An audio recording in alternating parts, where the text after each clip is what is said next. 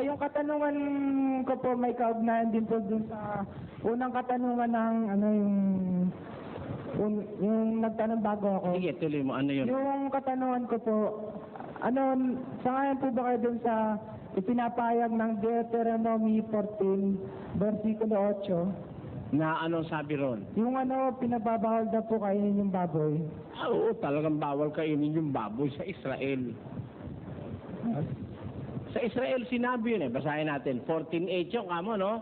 O, basahin natin sa 14.1.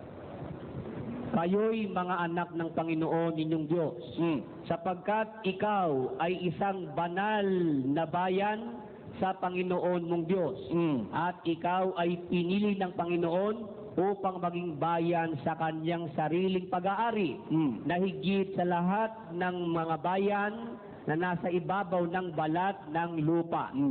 Huwag kang kakain ng anumang karumal-dumal na bagay. Sinasabi yan sa Israel, huwag kang kakain ng karumal-dumal na bagay kasi sila ang bayan ng Diyos noon. Huwag kang kakain, kasi alam mo ang baboy, scavenger kasi yan eh. Yung baboy, nung araw, ang ginagawa niya magpunta sa mga pusali. Hindi ba kagaya ngayon ng baboy nakakulong, kinakain feeds? Nung araw, ang baboy ang kinakain, kababuyan. Di ba? Kaya nga, naintindihan mo ko. Ay anong bawal ng Diyos talaga kumain. Pero pagdating ni Kristo, yung baboy, bagaman nung umpisa ay karumal-dumal, marumi, nilinis na yan ng salita ng Diyos. Pakinggan mo sa 7 ng Marcos. Sapagkat hindi pumapasok sa kanyang puso, kundi sa kanyang tiyan, at lumalabas sa dakong daanan ng dumi. Sa salitang ito'y nililinis niya ang lahat ng pagkain. Pagdating ni Kristo, nilinis ng Diyos yun. Kaya nga pati daga, pwede mo nang kainin ngayon eh. Masarap ang daga, yung adobo. Huwag mo nang kakainin yung namatay sa sariling daga. Baka mo nakita ka inuuod na daga, inilitsyon mo pa. Yung mga daga talagang hinuhuli dun sa bukid na mga dagang malilinis yun, di ba? Ngayon, gusto mo makakain ng bayawak, pwede rin. Ngayon, sawa nga, kinakain eh, pati ulupong. Pinamumulutan pa yun doon, papuntang Tarlac. Naku, mahal ang ulupong. Bibili ka ng ulupong, iluluto para sa'yo, buhay na buhay. Lulutuin. Nakain na ngayon yun kasi alam ng Diyos, dadami ang tao, dadami ang pangangailangan sa pagkain. Kung bawal pa rin ang baboy ngayon, baka lang ang pwede mong kainin. Kay malmal ng baka, 150 isang kilo. Matigas pa yun, ha? Pag tenderloin, 250. Kaya ngayon di na bawal yung baboy. Yung sa pananalangin naman po, maaari rin po ba manalangin ng yung paulit-ulit basta may kabuluhan po? Yun nga paulit-ulit ang walang kabuluhan. Sabi mo, pwede bang manalangin ng paulit-ulit basta may kabuluhan? Yun nga ang ulit-ulit ang walang kabuluhan. Sa kauulit mo ng kauulit, nawawalan ng kabuluhan yung sinasabi mo. Kasi ipinapalagay mo ang Diyos mo makulit. Hindi marunong umintindi, ulit-ulit mo. Pakinggan, bawal yun eh. At sa pananalangin ninyo, ay huwag ninyong gamitin ng walang kabuluhang paulit-ulit. Alin ang walang kabuluhan? Yung paulit-ulit. Gaya ng ginagawa ng mga hentil. Sapagkat iniisip nilang dahil sa kanilang maraming kasasalita, ay didinggin sila. Huwag nga kayong magsigaya sa kanila. Sapagkat talastas ng inyong ama ang mga bagay na inyong kinakailangan bago ninyong hingin sa Kanya. Yun ang reason. Kaya nawawalan ng kabuluhan dahil inuulit-ulit mo eh. Huwag kayong gagaya sa mga hentil. Akala nila, sa marami nilang kasasalita, didinggin sila. Huwag kayong gagaya sa kanila sapagkat talastas ng inyong ama ang kailangan ninyo bago nyo pahingin sa Kanya. Kaya ang Diyos hindi makulit at hindi rin tanga. Hindi mo pa nga binubuka bibig mo, alam na niya kailangan mo eh. Parang yung isang magulang na maunawain sa anak. Yung anak niya, Mama, tapos na ho ba kayo? Pasensya na kayo. Ano ba yung halimbawang nagamit ko? Mama. Sabi nung anak, bakit? Mama, ibig sabihin nun, hugasan na siya. Kahit di niya sabihin niyo, hugasan siya. Maunawain yung nanay niya eh. Ay nanay mo lang yun, ay yung pan-Diyos. Hindi ka pa nga nag-uumpisang magsalita, alam niya na yung nasa puso mo eh. Tapos uulit-ulitin mo, mabubuisit ang Diyos sa'yo noon. Ecclesiastes. Basa.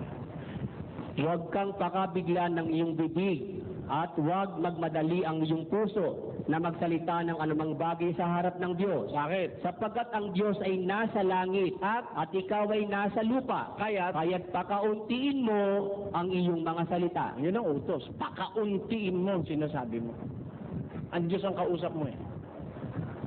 Hindi naman siya makulit at hindi rin naman siya tanga. Nag-uumpisa ka pa lang, naintindihan na niya. Pakauntiin mo ang iyong salita. Sabi ng Diyos.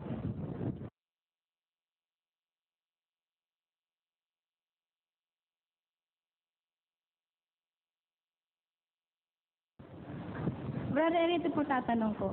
Yung po bang sa mahal na araw at saka yung pong patay na dinadalo sa sementeryo, may kabuluhan po ba yan saka yung Pasko? Walang kabuluhan yung pupuntahan mo sa sementeryo yung patay. Opo. Anong gagawin niya? Lagyan niyo ng kandila. Opo. Pipinturahan niyo. Yun ho, tradisyong Katoliko. Sa Biblia, wala ho yun eh. Yun nga po eh. Alam niyo kung bakit wala yun. Ano magagawa mo sa patay? Kung alin ang kinamatayan ng patay, doon siya hahatulan. Opo. Halimbawa, namatay siyang babaero, hindi siya kumilala sa Diyos, lasinggero. Kahit na lahat ng pintura, ipagpintura mo ron, at lahat yung kandilang kasing lalaki ng poste ng Meralco, itirik mo ron, wala nang magagawa yun. Opo. Kung saan namatay ang tao, yung kanyang ikinamatay, doon siya hahatulan ng Diyos. 20:12. Pakinggan niyo. At nakita ko ang mga patay, malalaki at maliliit, na nakatayo sa harapan ng luklukan at nangabuksan ng mga aklat at nabuksan ang ibang aklat na siyang aklat ng buhay. At ang mga patay ay hinatulan ayon sa mga bagay na nasusulat sa mga aklat ayon sa kanilang mga gawa. Ang hatol ayon sa gawa ng taong namatay. Hindi ho ang hatol ay ayon sa ginawa para sa namatay. Yung gawa nung namatay, dun siya hatulan. Hindi dun sa ginawa ng iba para sa kanya. Tandaan niyo po yun. Opo. Hindi ko kayo maigagawa ng kaligtasan niyo. Kayong gagawa. Hindi niyo rin ako maigagawa ng kaligtasan ko. Ako ang gagawa nun. Ang nangyayari ho sa iba, yung pinapaganda yung libingan, sabi ni Kristo, ugali ho ng mga magbabanal-banalan yun. Pakinggan nyo. Saaban ninyo, mga eskriba at mga Fariseo, mga mapagpaimbabaw. Paimbabaw, ano ibig yung sabihin ng paimbabaw? Balat kayo, mga nagbabanal-banalan. Anong ginagawa? Sapagkat itinatayo ninyo ang mga libingan ng mga propeta at inyong ginagayakan ang mga libingan ng mga matuwid. Saaban ninyo, mga eskriba at mga Fariseo, mga mapagpaimbabaw. Bakit? Sapagkat tulad kayo sa mga libingang pinaputi na may anyong maganda sa labas, tatapwat sa loob ay puno ng mga buto ng mga patay na tao at ng lahat na karumal-dumal. Kaya ugali ho nang nagbabanal-banalan yung Oo nga po eh. Kasi po, Brother Eli, dati po akong Katoliko. Tapos napasok po ako sa Sakseniauba. Napasok din po ako sa Protestante. Nabautisman din po ako sa Iglesia ni Cristo. Wala po, sa Mason po napasok din ako dyan. Pero wala po, tumiwalag po ako. Kaya tinatanong ko po sa inyo dahil masyadong polluted na masyado isip Opo. niyo. Kaya niyo po't lilinisin ng Diyos yan. Ang aral ng Diyos ay sapat maglinis ng polusyon ng isip.